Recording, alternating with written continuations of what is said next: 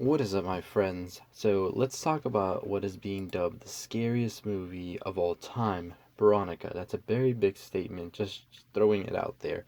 And to be honest, this movie really isn't as scary as they say.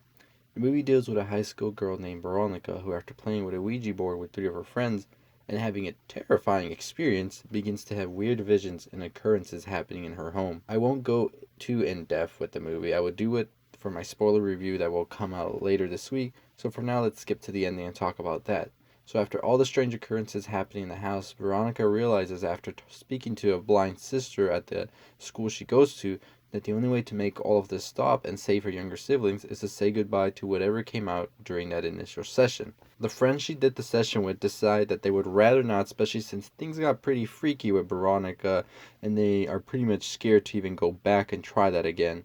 So she decides, being the smart one she is, to finish it with her younger siblings who are like in elementary. They do the session and try to say goodbye to the demon or whatever it is, but unbeknownst to them, the youngest drew symbols of incantation instead of protection as Veronica had instructed him, and then all hell breaks loose as the demon tries to take them, but they ultimately escape. But as soon as they make it out the door of the building, they realize that, hey, we forgot our younger brother, so she has to go back up for him.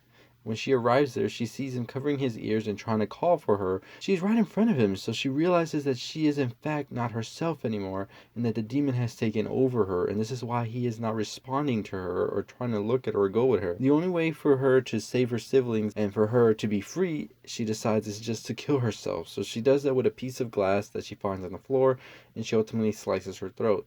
And the demon shows up trying to possess her once more, but then the police and detective called upon earlier by the other siblings arrive and witness her levitation and possession happening, and then she is let go and falls to the floor. She is taken to the hospital, and the detective finds a picture of her that burns up, and then he gets a call that she has died in the hospital. He then proceeds to write up a report of the possession he witnessed, as the burned photograph of Veronica is now back to normal.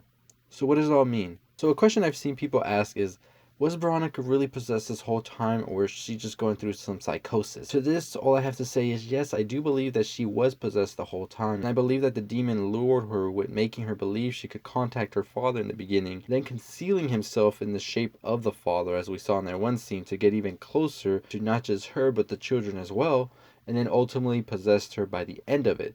So I do believe she did all that physical harm herself, with the hot water on her younger brother, the choking on her younger sister, and the biting that occurred on her arm as well. But I don't believe she was in control of it all, and it was in fact a demon taking possession of her, or whatever it was. The case that inspired this movie wasn't as crazy as the movie made it out to seem, but it continues to be the only time an officer in Spain reported supernatural play in a case. This was what we see at the end of the detective writing up of the film. So Veronica might not have been the scariest film of all time as many have suggested on social media, but it is damn well one of the better possession movies that we've gotten in a while. So what do you think of Veronica? Did it live up to the hype or was it lackluster? Let me know in the comments below. If you want to check out a pretty good Ouija movie as well, you should definitely check out Ouija 2. I forgot the name. Like there was a little sub name for it, but that's a pretty good one as well. But don't forget to subscribe, don't forget to comment and share my videos, and as always, I'll see y'all next time. Stay positive.